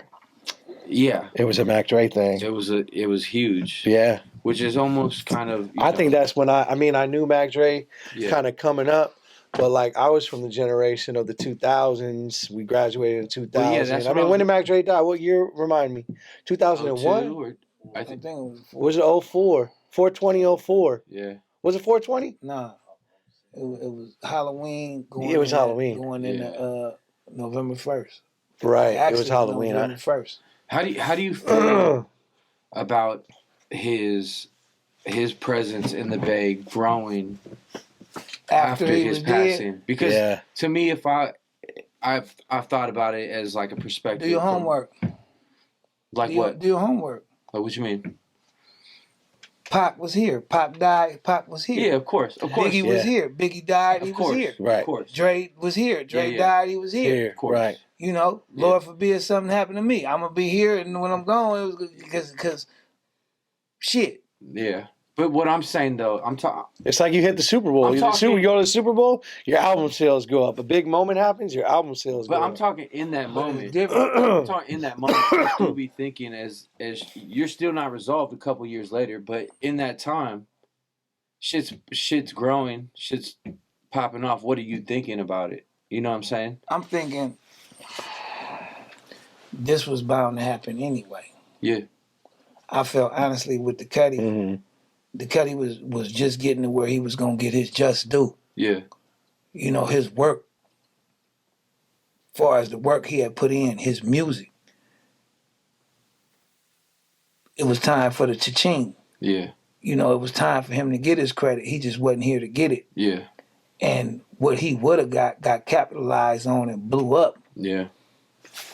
based on it was more than him to capitalize. You had other entities outside of him that, you know, shit. It's like, nigga, now any nigga who got a motherfucking old Mac Dre song stuck in your goddamn hard drive or whatever, your song is worth more. Now, you might have been rapping bullshit on it, but you know the worth of this song because Mac Dre is on it. Fuck your bullshit. Mm-hmm. You ready to put that song out? I got a Mac Dre verse. Yeah. You know, so it was a flood of that. You know, like I said, that was a point in time where kind of like I drew back from the rap shit and was like, and now looking back in hindsight, that's when I should have pushed. You feel me? But I drew back and was like, nigga, I'm a D-boy anyway. Yeah. These niggas on rap shit. You know, where you should have been on your rap shit. You know, your influence was big. It was a lot of motherfuckers that we want to hear you. We want to hear your outlook. Yeah. You was there with him. You was a nigga that we seen with him. We want to hear you. For me to step back far as the not wanting to be involved with the rap politics and went back to the street politics, you know, it was a void left open. You know, so I sat back and kind of like watched what niggas was doing, even though I didn't approve, but it was like some of the shit I looked and was like, yeah, nigga, well, let's see where that's gonna get you. You know, some of the niggas that you want to just jump in the seat. You want to just put on the Mac Dre crown or whatever instead of building the crown for yourself. And do you feel like there's a lot of artists trying to do that at the same time? Even to this day. Even to this day, yeah, 100%. Even to this day. Yeah. You know, and even to this day, it's niggas that, you know, now it's a difference between you representing who you is with a Mac Dre influence, you being influenced by Mac Dre, and you letting that be known, than to try to steal a nigga identity. I'ma be the new Mac Dre. Yeah. Nah. You know, I don't agree with nobody doing that. I wouldn't do it. Best I can say is if it's an influence, you know, that's how the game go. Yeah. You know, my first rap name was Ice Dude with the Jerry curl and everything. Heavily influenced by Ice Cube. Ice Cube, yeah. You know what I'm saying? Yeah. But I could tell a nigga that. You feel me? Mm-hmm. That was an influence. If Dre was an influence, that's what his music was here to do. You know? Yeah. So when I think of, that's big for a Crest nigga to be music to be able to influence a nigga from South Vallejo. 100%, yeah. You feel me? So if that's the case, then that's the power of Mac Dre music. But if you trying to steal, which I don't really think. I don't think he is. Yeah, that's what I'm saying. Yeah. I really don't think. But if that is the case and you playing it under that, I mean, that'll come to the light. Yeah. If that's what you're doing in the dark, it'll come to the light. Yeah, I really don't feel, you know, that's what he on. I think there's just natural similarities. It is, but that's from the influence. And I think what you're right. It's the fans' narrative for sure. Yeah. But I just want to see your outlook on it. But I think what you said is spot on. He ain't no Like, different. He ain't no different than any other nigga that Mac Dre influenced. Yeah, I think 100%. about this. So, I've been DJing for 17 years, and almost every gig we go into a hyphy set, right? I mean, Losa knows, he's from behind the camera, and I'm passionate about Bay Area music. There's a lot of DJs that I was gonna say in Vegas that I met. Nobody rocks with the Bay Area music like the Bay Area rocks with Bay Area music. We can do weddings and we'll go into a whole few hours of just Bay Area music. You know what I mean? It'll go. But you from here. Right? No, I know. So you know how to do that. Yeah, I know. I explain it to others. Another DJ that ain't from here, They don't know it. that music. It doesn't stretch. Fuck that. Yeah. That music create a different passion in your heart Yeah. than another goddamn DJ from wherever. Wherever. Yep. A LA DJ. It might be Nipsey Hussle Right. that create that passion in him. You know what I mean? The same way how I create that in you. Yeah. So I can't expect them to look at understand. Mac Dre like we do. In the Bay Area, it be niggas that might feel like they don't fuck with us, and niggas get shit twisted because it's not that they don't fuck with you. It's like 49ers and Raider fans. I don't fuck with 49er fans because I fuck with my team. It ain't no, oh, you hating on us. No, nigga. I give so much a fuck about my team that it's easy to don't give a fuck about you. Whatever you do don't concern me because I'm worried about mine. Mm-hmm. It's crazy because then once you get in the stadium, it gets real territorial. Yeah. Like, Because that's what it is. Yeah, exactly. That's what it is. But Yeah. niggas got to understand. Now it's gaps that need to be bridged, which, like I say, that was Dre. That was Dre dream, and he showed you it could happen. This wasn't just the Crest. It was the Crest, Oakland, Richmond, Frisco, Pittsburgh. Pittsburgh. I gotta say San Pittsburgh. Leandro. Say Pittsburgh one more time. You know, I'm gonna keep it 100, right? Pittsburgh, California. Please. Because you know I'm a Raider fan. I kind of got a problem with Pittsburgh. Over the Franco Harris shit. You feel me? So, but no, I ain't got no problem with Pittsburgh, California. But yeah, that was part of the mob. Period. The mob figures right up out of Pittsburgh is a staple in Bay Area music history. Yeah. You feel me? So no, ain't nobody finna leave out Pittsburgh. Just like, you know, and what Pittsburgh did. Pittsburgh a city itty bitty like Vallejo. Yeah. With big boots. Then grew big boots. You feel me? So shout out to Pittsburgh, you know. They just like Fairfield. I remember being from Vallejo looking at Fairfield like baby bruh. Like little cousin. Yeah. Now Fairfield an adult. I'm from Fairfield, California, USA. Nigga, we used to look at it like, yeah, till we come around. Till the Vallejo niggas come around. Nigga, Fairfield in the house, nigga. You feel me? Case motherfucker don't. And shout out to Fairfield. Soon, you up and coming. Now, where is Bay Area? So a lot of people say, Bay Area is everywhere that the BART goes. Is Pittsburgh Bay Area? Man.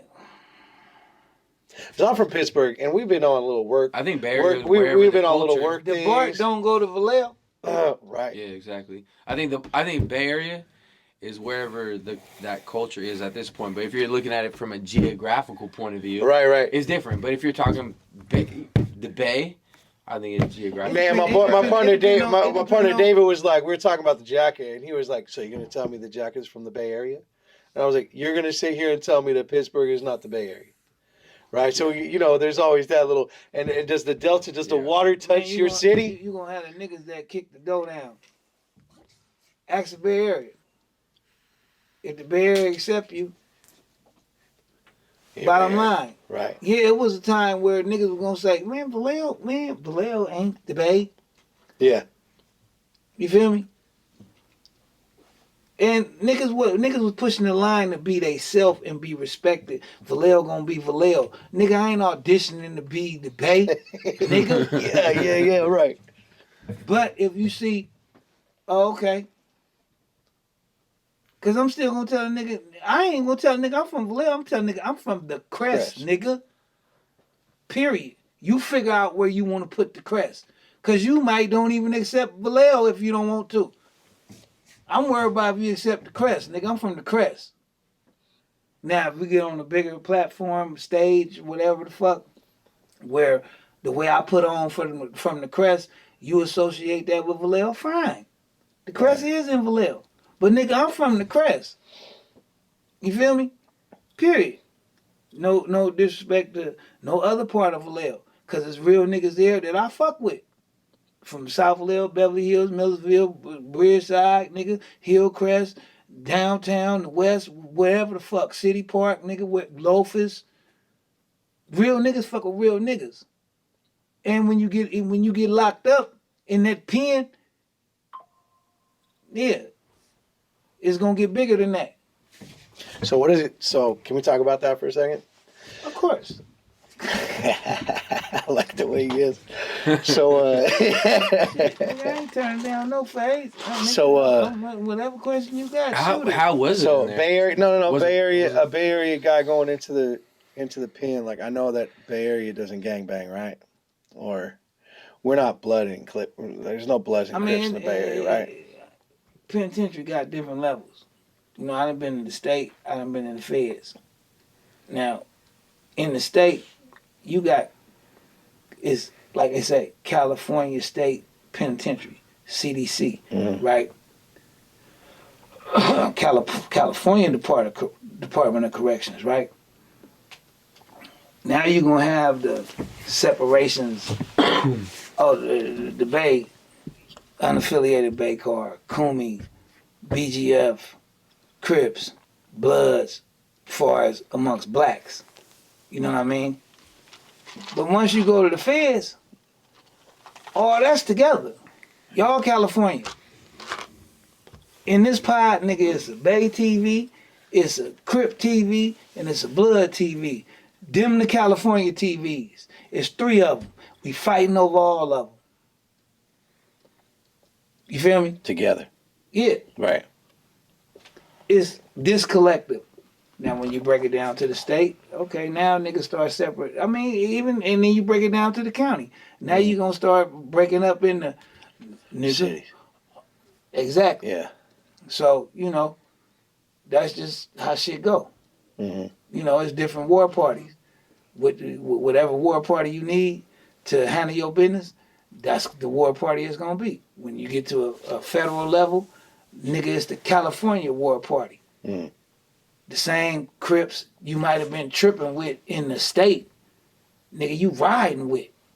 In the feds. Straight up. Because the feds is out of state sometimes. Straight up. Right. So it's California. Where did you go when you went to the feds? Lompot. What state is that in? California. Okay. That's why California had 3 TV. TVs. Nigga, y'all got you gonna watch what we gonna watch. Same way if we somewhere else. Whoever the dominant faction is, far as black, that whatever, okay or whatever, y'all, that might be y'all TV, cause it's 900 of y'all and 7 of us. But this 7 of us gonna know how to put their back together, and y'all gonna respect, nigga, whatever the fuck we talking about. It's just like the real niggas that might go to a California prison. If it jump like that, nigga, you might get stomped out, nigga, whatever the fuck, nigga. But nigga gonna still respect if them however many niggas from Philadelphia or whatever the fuck put their back together and get busy. Like I said, a real nigga gonna respect a real nigga no matter where he from. You know, So with those like 3 TVs, how many TVs is in the whole module? Okay. There's your 3. Okay. In Lompoc, it was the 3 over here for the blacks, nigga, the Pisces, the whites, and the Serenos. Other than that, That's in the feds. yeah. But in California, it's not like that, right? In California, as far as the state, Blacks, whites, Norteños. no, it's all of that. It's all of that. I mean, it's all of that in there, but the Norteños numbers don't be up like that. So the Norteños can't go to a certain prison based on the way the feds is running it. Now, it might be a prison. I think Mendota heavy with Norteños. Just like in the state. Shit, some of them prisons, you don't hear about the Bulldogs. You go there, 900 Bulldogs, nigga. A trillion of them. Fresno. Straight up. That's crazy. So, an Irish guy. You Irish? Yeah. And You was looking Mexican like a motherfucker. an Irish guy. And someone from the Crest. Are we getting along? Are we talking to each other?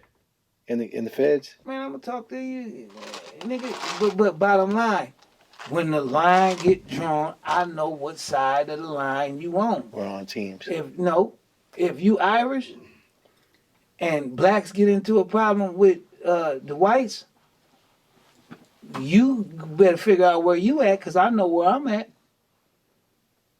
You know, if you Irish, when you come into the penitentiary and they tell you, you white? Who you with? I'm white. Yeah, when I got to the nigga, I'm from the Bay. Okay, your people's over there. Boom. That's who gonna give me a radio, some shorts or whatever till I hit on commissary and get my own shit. Right. That's who I'm gonna go to. I ain't got a chance to put no money on my phone. Yeah, I need to call my peoples. My niggas, my peoples is gonna get me on the phone or whatever. Who you gonna show? Whoever the fuck you gotta show your paperwork to. Right. That's who you with. That's who's responsible for you. That's who's going to teach you, too, in the very, very beginning. Do you remember the Yeah, first time you went? That's who's going to have to ride for you.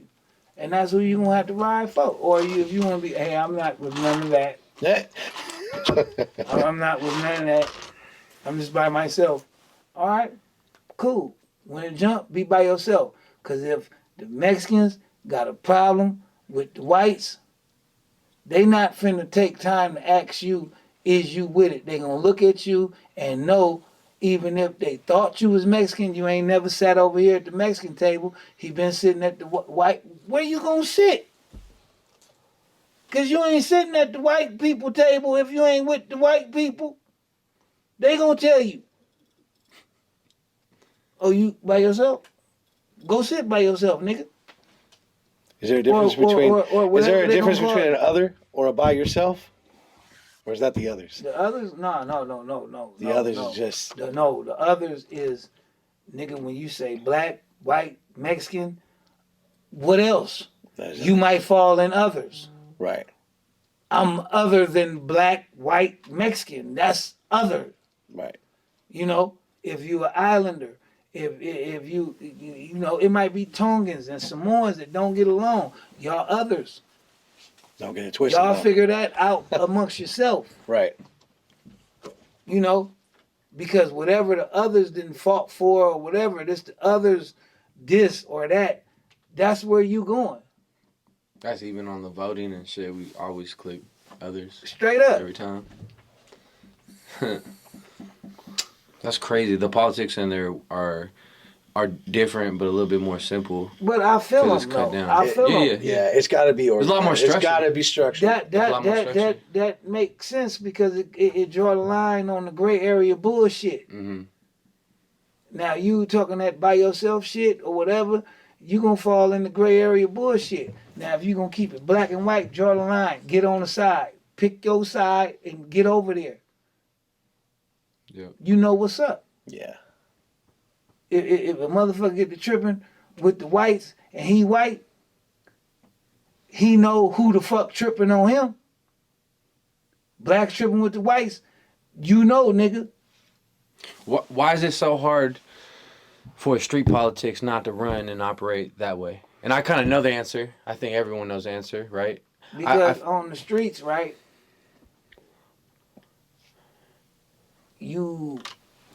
I mean, it's not hard. It's just it just doesn't happen though. no. In some circles, it do happen. You know, in some circles, you know, bottom line, you know the consequences. If you live in a Northaniel neighborhood, or if you live in a Crip neighborhood, or you live in a Crest neighborhood, or whatever the fuck, then nigga, this neighborhood is the Crest.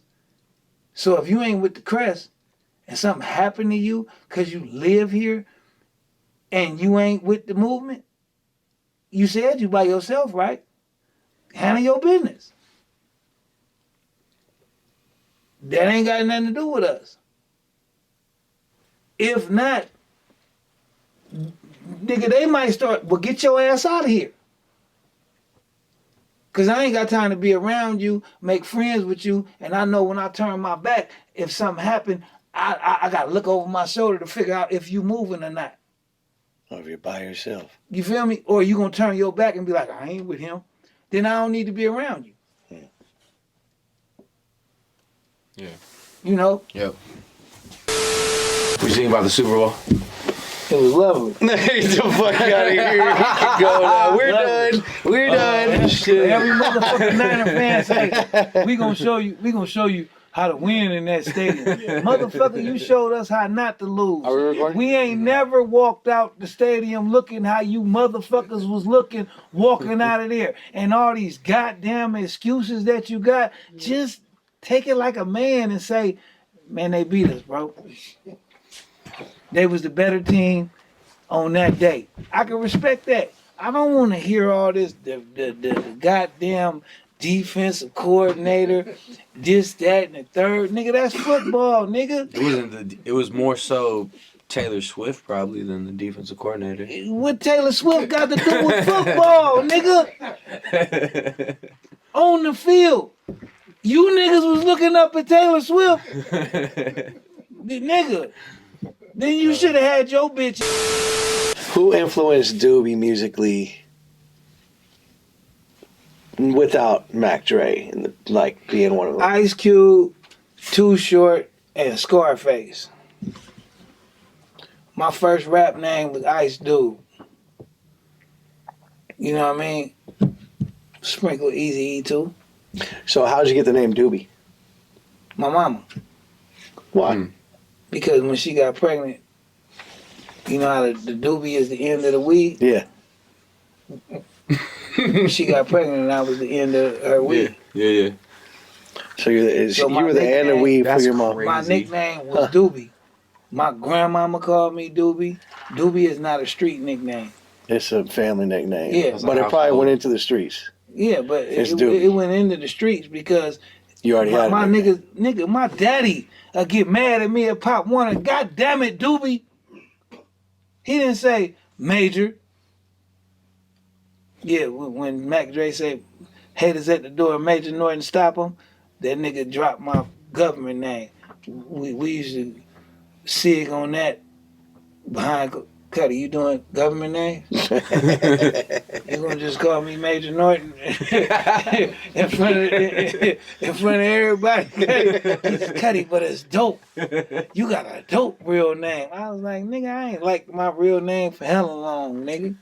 I was Major. gonna say you do have like a movie. He has an actor. You have an actor name. Major. Yeah, like no Major Norton though. Like it's Hold just on, like wait a minute.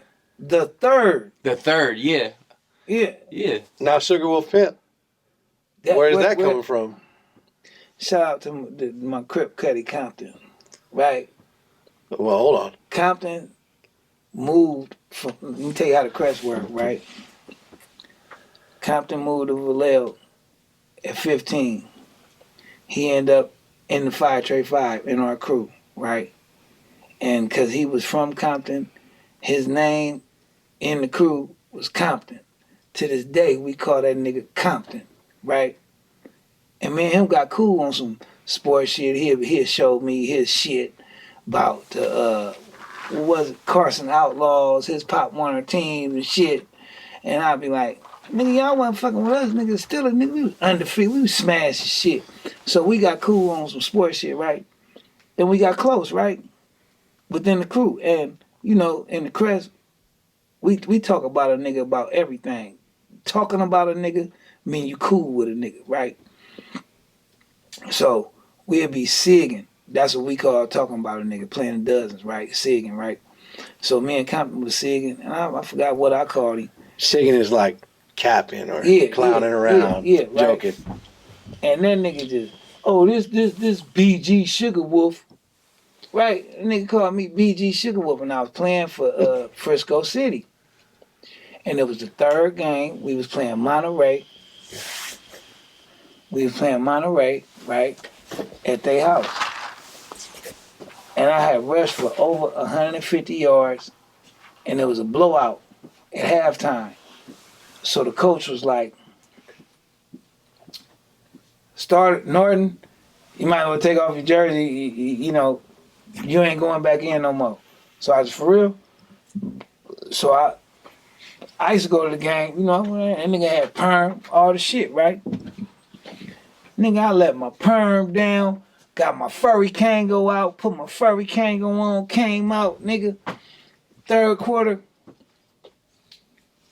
with my jersey on. No shoulder pads, none of that, because I knew I wasn't going back in the game. But I had my jersey on so they could know, nigga, I'm number 34. I was the nigga doing that shit, right? So the little bitches was at me and shit, right? And the bitch was like, what's your name? My name OG Sugawolf Pimp. He called me BG Sugawolf, right? I'm OG Sugawolf Pimp, right? And I come back to the Crest like, nigga, I done made a name out that funny shit that you was saying, right? So that's where Sugawolf came from. Compton called me Sugawolf as a joke.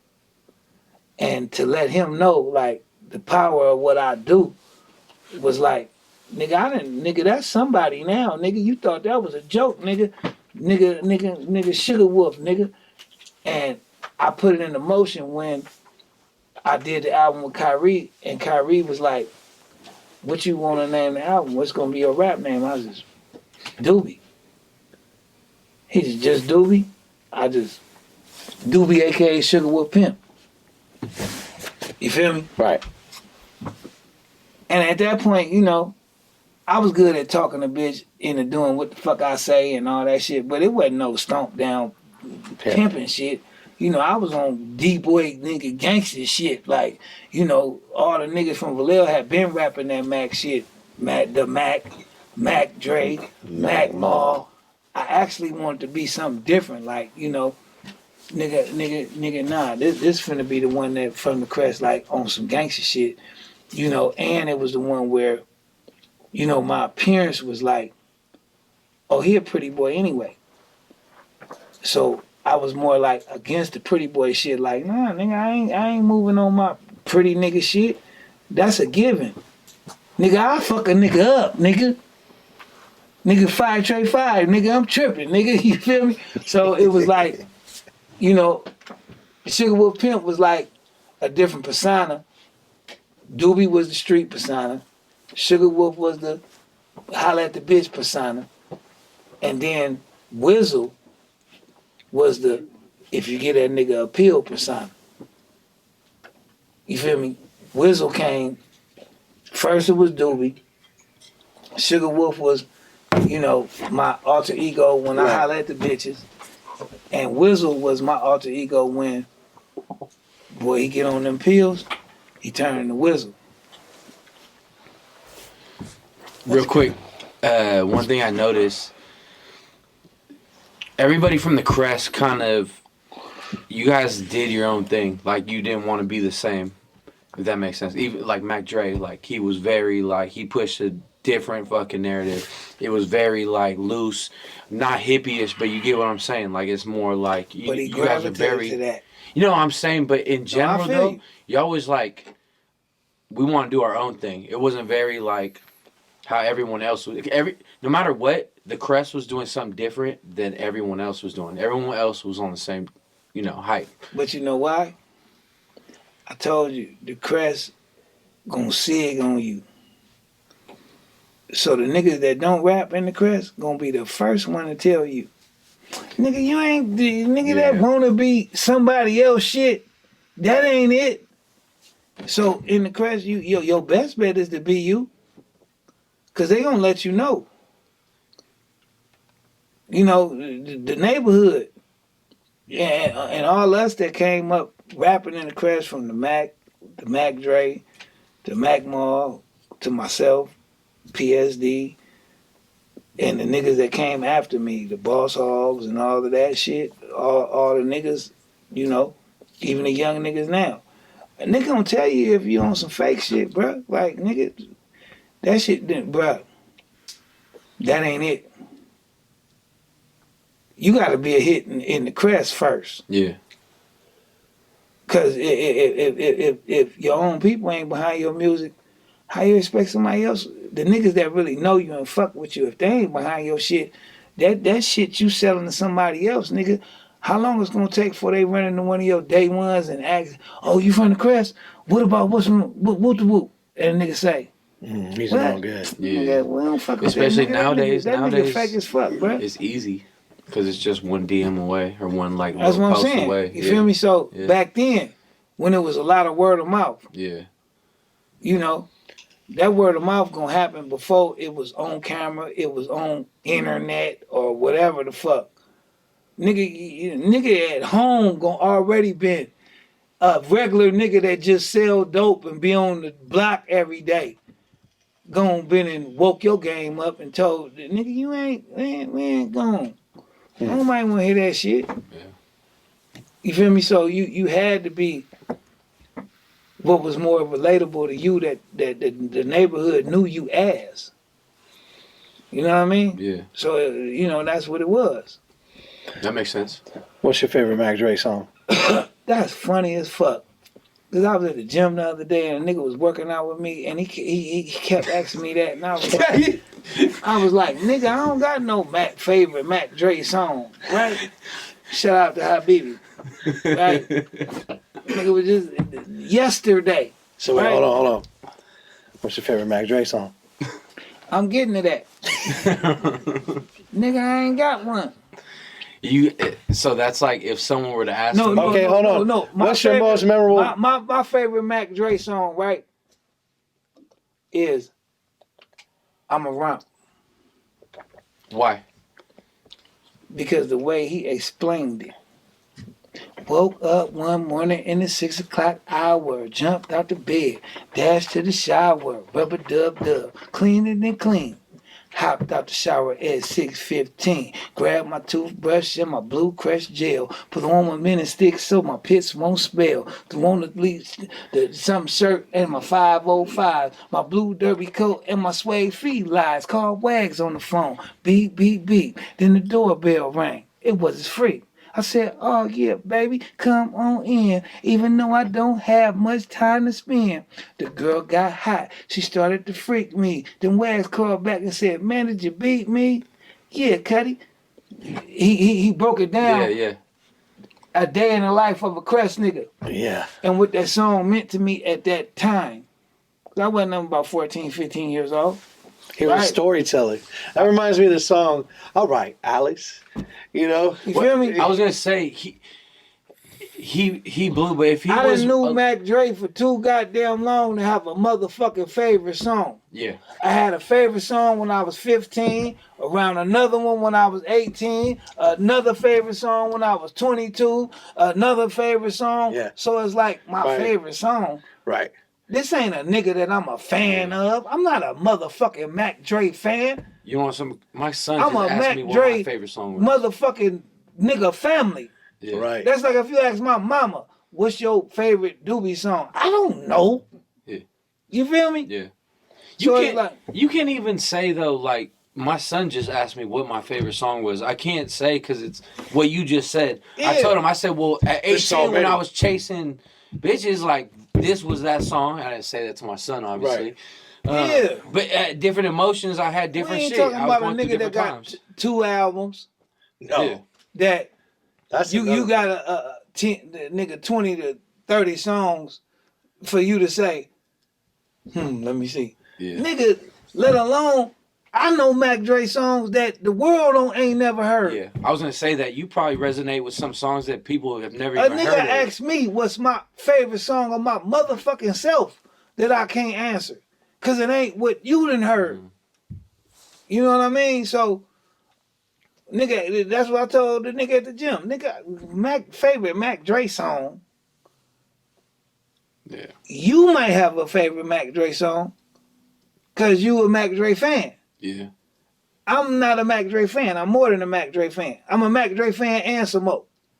You feel me? So I don't have a favorite Mac Dre song.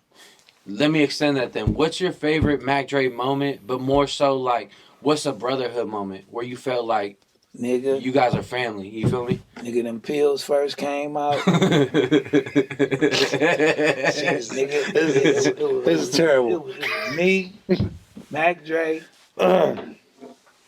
Razor, shout out to the Razor, Snipes, and the Young Cuddy Najee. And we didn't even have the pill press pills. Yeah. I had, Capsule. I didn't even have capsules. It was powder. I had the dust with no capsules to put them in. I was cutting squares of magazine paper, putting it in it, folding it. Take that, nigga. And it was hidden. So, we go to the house, give it to the cutty, boom, boom, boom, boom. We all thizzing. Snipes driving. I'm living in Kathy Allen Apartments with my baby mama and Vallejo. We done went to the Crest. We come back to the apartment. Snipes, the driver. He hit the corner. We in a front wheel drive car. When he hit the corner, the front wheels lock up. He drive over one of them no parking signs. The sign bent over like this under the car. We get out, the car stuck on top of the sign, right? We cracking up at Snipes and shit, talking shit to Snipes. And we look back, it's some niggas that came out their apartment. Laughing and shit. But we thizzing. And this is the time when fighting is the first thing. Fighting, then fucking is the thiz. Boop, bop, bam, The stage, right? yeah. We look back, oh, we fucking them niggas up. That's what hit my mind. And I'm like more closer to them because they like maybe 400 yards away from us, right? I turn, but where I'm at, I'm closer to them than Dre. And Dre might be right here where the camera's at, right?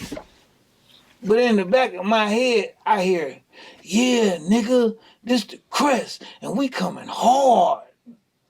I turned around and looked at Dre like, nigga, that is the bootsiest shit that you ever said in your life. But we finna go fuck these niggas up. we finna go attack these niggas. But that nigga just, nigga, this the Crest, and we coming hard. Nigga, it was one time, nigga, we was in Vegas. It was another time we was in Vegas, and I jumped in the Mac Dre fight, right?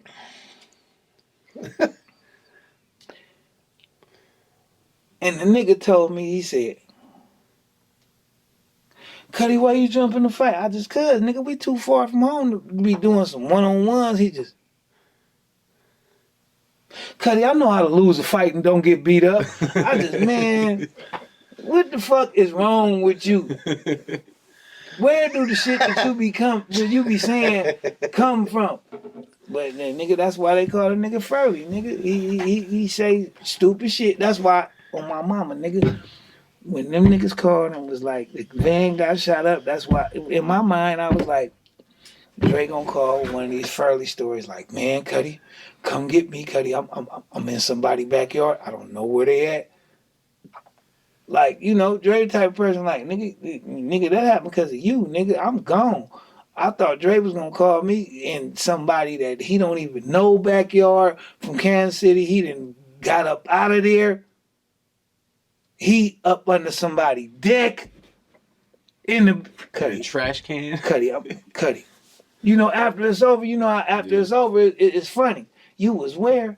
Cuddy, I was under their deck. I was calling you from under their deck. Stupid nigga. Remember when he say he's stupid? For real. Did he ever do some stuff where you're like, Who, me? did he ever do some stuff where you were like, Dre? Because he sounds kind of like the way out friend. Like, we got the filthy, right? We got the, it's just like, man, or were you always like, Hella shit, was he the friend where you're like, man? No. Hella, he I'm gonna keep it 100, right? It's hard to put your finger on some shit like it's the way out friend shit because it was, you not gonna look at it as it's the way out friend shit. You gonna look at it as this nigga, he on Furley time. Yeah. You feel me? He nigga, you expect this. You know this type of shit come with him. Yes. That's like niggas that know me. It's the, and Suge did some Sugawolf shit, huh? You feel me? Right. Where it's like, Before you even went out with him, were you like prepared? Like, all right, well, I'm about to kick it with Mac Dre. Like, I'm prepared for this friendly shit. Like, of course, right. Of course. I'm from the Crest. Yeah. I'm trying to ask. You done did Furley shit to get you named. Yeah. You did not name yourself Furley. Yeah. That's crazy. Hold on. Where did that come The from? Crest, nigga. Okay. Shit. Singing. Okay. Clowning. When you talking about nigga Don Knotts shaking in his boots, funny Three's Company. Nigga Furley, Don Knotts, nigga. Dre do that shit for real and be serious. These youngsters will not Straight know face. anything. These youngsters Straight will not face. know anything that you're talking about. He right now. not y'all better go watch Three's Company and learn about Don Knotts. Nigga, Mr. Limpet, Mr. Furley, nigga, all that. Y'all better, don't let your history be your mystery, man. And he said it. Quit interrupting. I'm talking to your girl. Right? I'm For Mr. real. Furley. For real, if you don't know what Dre mean by Mr. Furley, when you see Don Knotts play Mr. Furley, and now being older, being able to look at what Three's Company was really showing you, it was a reason why it was two bitches and one nigga living in there, and Larry was the disco nigga. Him and Jack go out, get bitch. They was swingers, man. Nigga, Janet and Christy, nigga was gay, nigga. I was waiting for you to name drop. And Jack Tripper. You see Dre say, nigga, he Jack Tripper and shit. All that is references to, Three's Company. yeah, Right. Mr. Furley, Jack Tripper, all that shit. You better go watch that shit and you'll understand. If you young and don't know. I'm an old nigga that just look young. You know what I'm talking about? You look good. Health wise, your diet. What do you eat good? Man, You eat good. You take care. I still eat pills. Okay. Drink Hennessy. Okay. Might drink a protein shake here and there, right? Greens. But I go to the gym. Okay. You got good genes. And I don't just go to the gym just on no workout shit. I go to the gym on a peace of mind shit. You know, every day at the gym ain't just no, oh, I want to get buff. Sometimes I gotta go to the gym to get my mind right. Yeah. You know what I mean? Even when I was in prison, working out kept my mind right. You know what I'm saying? Yeah. It was a personal time with myself for me to get in tune with myself. You know, maybe I'm working out, but this time that I'm working out, this is how I'm dealing with my problems. I'm thinking about my problems or whatever I'm going through my mind while I'm doing some positive shit. You know what I mean? Because I know the negative shit I do. Nigga, I work out and still get high when I want to. Yeah. But the workout shit regulated. You know, I done been thizzing, drinking on the weekend. You know the gym got all them goddamn mirrors. You know how you was looking on Friday. Yeah. Then you come in here on Monday. God damn. Them pills done whooped your ass. It took to goddamn Wednesday or Thursday for you to get your goddamn body back. You know what I mean? Yeah. But it lets you know. You know what I'm saying? So it's like, I don't be on no super like counting calories and all that old shit on no workout shit. You know, that shit really be as far as a peace of mind and being in tune with myself, knowing, being able to feel like I got control of myself to do something I don't want to do. Yeah. Because I might don't feel like doing no goddamn squats, but to do them and get them done, that's why I stay in a circle of niggas where that means something. Yeah. You know what I mean? Because I know it's going to help me. Yeah. I ain't getting no younger. And I saw your Thizzler. This was I think 5 years. It was right when you got out. I saw your Thizzler interview, and you were talking about sticking to that routine, but getting back on that rap shit, like that rap schedule or whatnot. You know? Yep. Where you don't have to fucking wake up at this time, check in, man, go do your shit, check in again. Man, my sleep hours is stupid. Yeah. A nigga called me at 9 o'clock in the morning where regular businesses open doing, you subject to get cussed out. Yeah. Fuck wrong with you calling me at 9 o'clock in the morning. Now, if you call me at 2 in the morning, I might be like, yeah, whoop, because I done got stuck on a program where, you know, that was my program to help me beat parole. Yeah. I know the shit that my niggas was doing at nighttime. I already knew to kind of steer away from that type of shit to get off parole. So I was more worried about the shit that happened in daytime. So I would be up all night. That's when I write raps. That's when I go to the studio and all that shit. But like the daytime, I might don't get up and really get active. I might don't really get up and start functioning, drink a cup of coffee or something at 4 o'clock in the afternoon. You know, 6 o'clock, I'm ready to go to the gym. Come out the gym at 9 o'clock, go home, the little energy drink I might have drunk to get through the workout or whatever. Now, I'm not sleepy till somewhere from 4 to 6 in the morning.